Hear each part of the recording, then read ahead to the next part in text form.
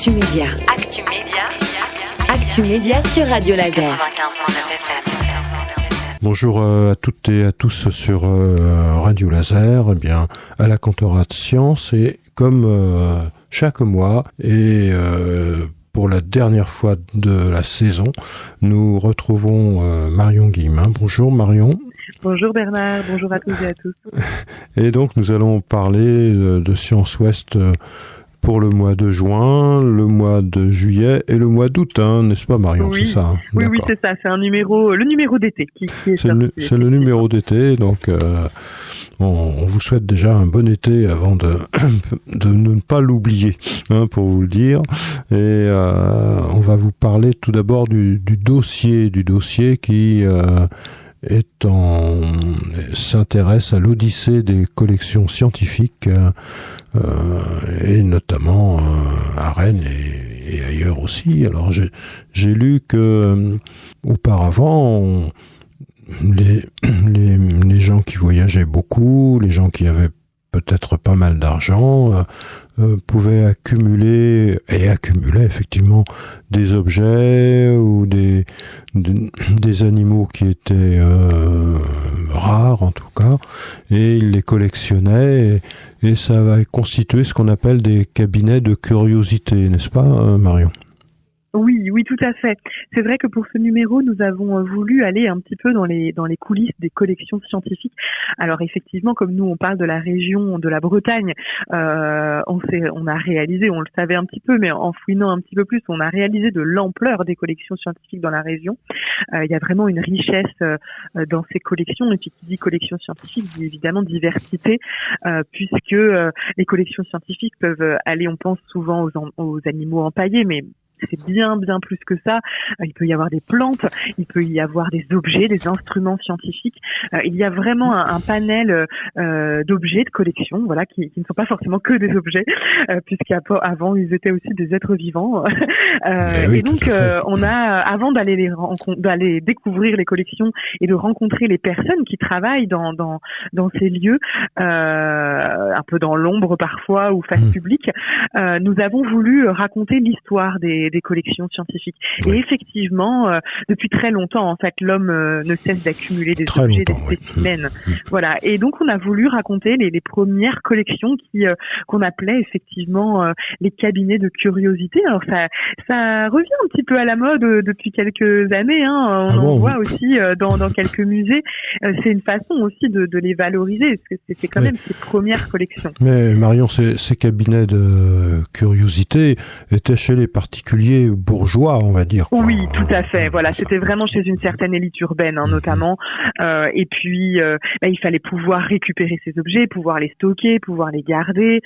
Voilà. Donc, on raconte un petit peu la façon, en fait, dont on crée. On parle aussi de théâtre du monde. Voilà, il y avait vraiment ce côté une soif d'émerveillement. Et puis, c'était à celui qui allait trouver l'objet le plus rare, donc le plus exotique. Voilà, il y a des choses assez particulières, voire fantastiques. Donc voilà, il y avait beaucoup de légendes qui entouraient les objets. Et puis évidemment, la science a avancé, et donc certaines découvertes ont justement fait disparaître des légendes, ont amené un petit peu d'éléments factuels autour de ces objets. Donc petit à petit, il y a l'extraordinaire qui s'est un petit peu effacé. C'est un peu atténué. Alors il y a un encart qui est intéressant. Il dit par exemple dans le titre que les sciences modernes sont les filles de la colonisation. Oui. Grâce à la colonisation de certains nombres de pays par des pays riches d'autres pays, et finalement d'enseignement, de culture venant de ces pays-là, eh bien ça a pu et ça a amené au progrès de la science moderne pour certains pans en tout cas de celle-ci. Oui, et puis ça permet de discuter aussi la façon dont étaient prélevées des ressources à des endroits où effectivement on aurait peut-être pu laisser, évidemment ça amène du progrès. Ça amène pas mal d'éléments de réflexion, mais l'idée là dans cet article c'était de poser la question du pourquoi en fait les pays riches, d'ailleurs c'est la première question qu'on pose dans l'article, pourquoi les pays riches détiennent-ils un monopole de la connaissance.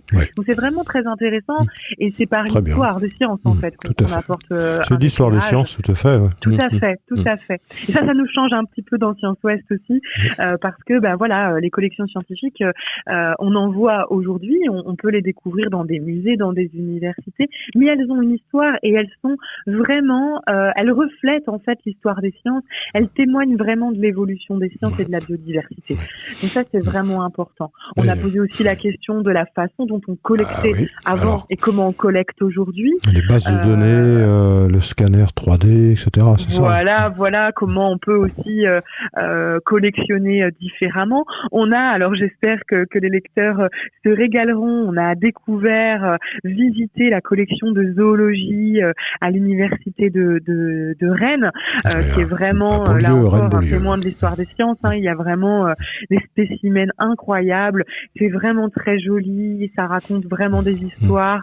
Alors il y a certaines visites pour le public. Donc j'invite chacun et chacune à découvrir notre article, mais aussi à pouvoir un jour découvrir cette collection qui est fabuleuse. Et nous, ça nous a vraiment permis de comprendre comment en fait une université peut stocker et valoriser des spécimens qui sont dédiés à la recherche et à l'enseignement, bien sûr aussi, avant tout. Donc ça, c'est très intéressant. Ça permet de montrer aussi comment les musées ou les universités gèrent leur collection, les petites différences, et puis les points communs, bien évidemment. On a aussi découvert, rencontré même Joël Bousty, qui est spécialiste des champignons. Joël Bousty, je le connais. Vous le connaissez, qui était à la faculté de pharmacie, oui. Voilà, et qui lui participe en fait à la collection. Enfin voilà, vraiment, ils ont un travail fabuleux en fait, une mine d'or même de lichen, qui finalement aide beaucoup pour la recherche. Je parlais de recherche tout à l'heure. C'est vrai que c'est une collection qui permet dans le domaine de la santé d'avoir pas mal d'avancées, et parce que finalement, j'en dis quelques mots, les métabolites qui sont produits par les lichens peuvent être de bons candidats en fait pour créer des médicaments. Donc là, on voit vraiment l'intérêt de collectionner des spécimens parce que finalement, ils sont pas entassés dans des tiroirs. Voilà, ils sont vraiment utiles. Donc c'est intéressant, et puis ça nous permet de comprendre que il n'y a pas que des squelettes et des animaux empaillés dans ces collections. Tout à fait. C'est vraiment des trésors. Ouais. Et finalement aussi, on précise que collecter, ça permet de mieux protéger aussi,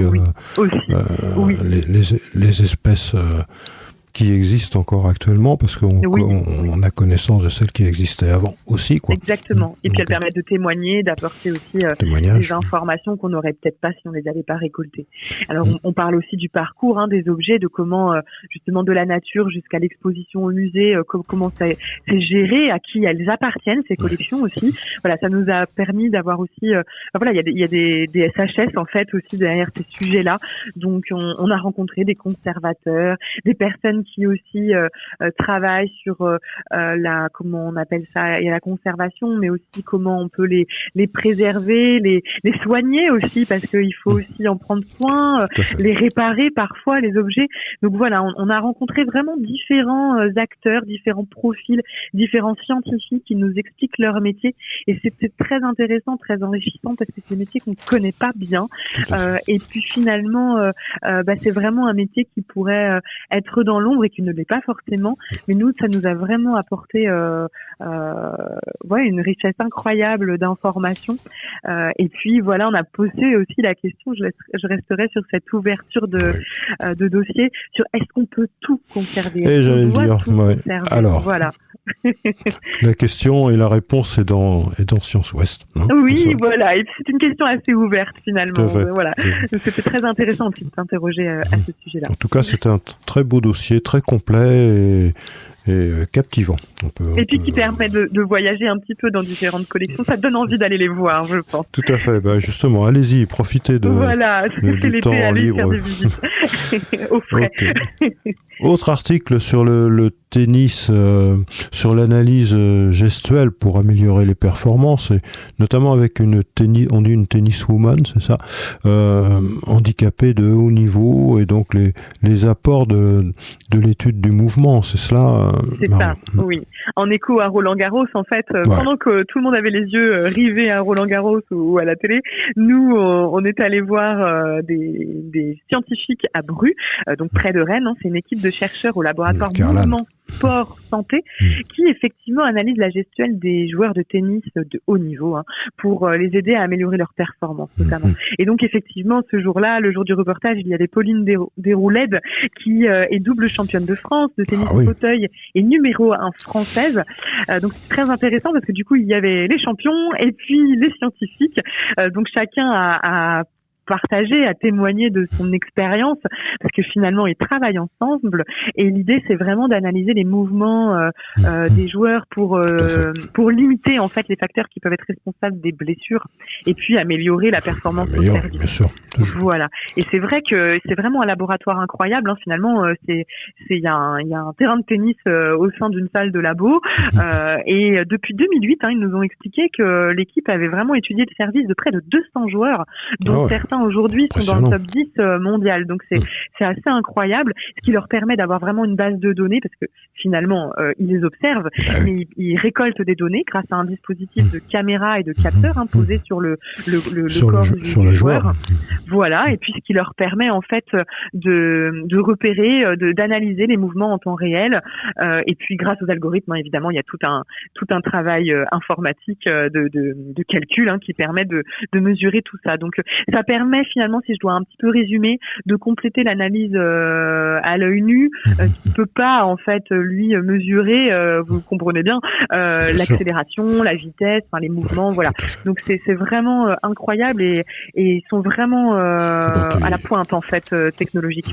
Dans ce labo, c'est fait pour le tennis, mais pour d'autres sports, bien sûr, aussi pour analyser le mouvement en handball, en football.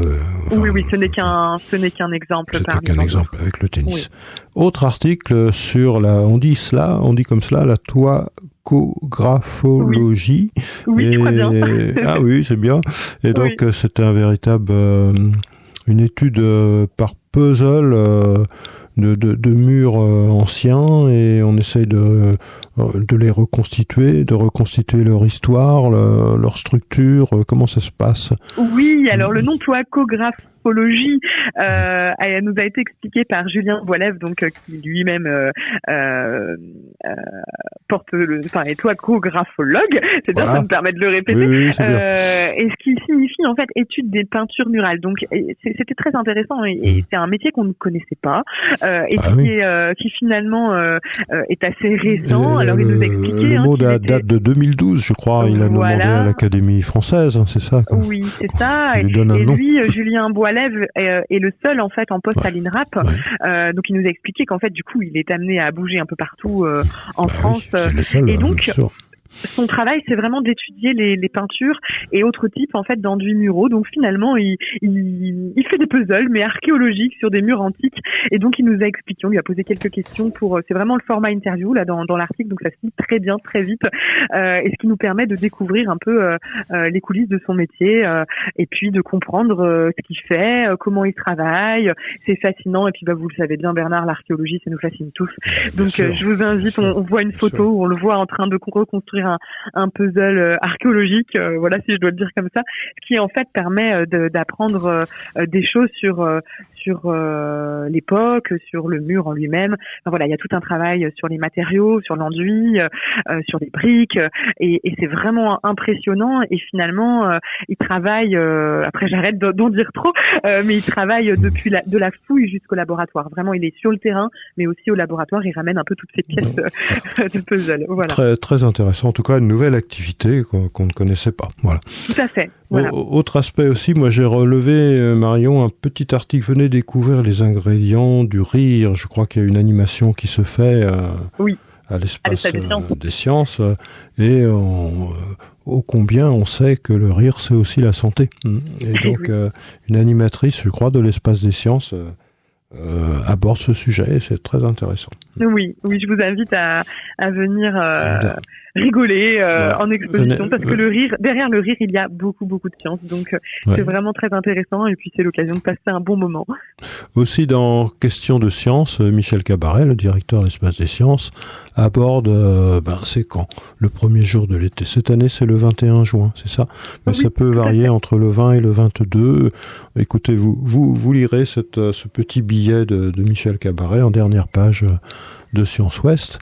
Et enfin, j'ai noté, vous pourrez ajouter quelque chose si vous voulez, bien sûr, Marion, un livre sur le bal des photons. Vous savez que l'intrication, c'est-à-dire les interactions, les influences qui se font entre particules au niveau de l'infiniment petit, eh bien ces intrications étaient mises en doute par Einstein et elles ont été mises en évidence par un chercheur qui s'appelle Anton Zeilinger, qui a eu le prix Nobel 2022. Et c'est un livre intéressant qui s'appelle Le bal des photons. Voilà, moi, ce que j'ai noté. Est-ce que vous auriez d'autres aspects ? Il y a des tas d'articles, toujours dans Science Ouest. Je pense que les lecteurs ont de quoi s'occuper d'ici le numéro de septembre. Il y a de quoi lire sur la plage, ou ailleurs, bien évidemment. Ouais. Il y a vraiment beaucoup de choses. On parle aussi, on a fait le point aussi sur la situation des fous de bassin qui est assez catastrophique. Donc, on a voulu revenir là-dessus parce que c'était il y a un an qu'ils ont été très touchés par la grippe aviaire. Donc voilà, mais il y a bien d'autres sujets à découvrir. On parle un peu de tout et j'espère que les gens apprécieront. Voilà.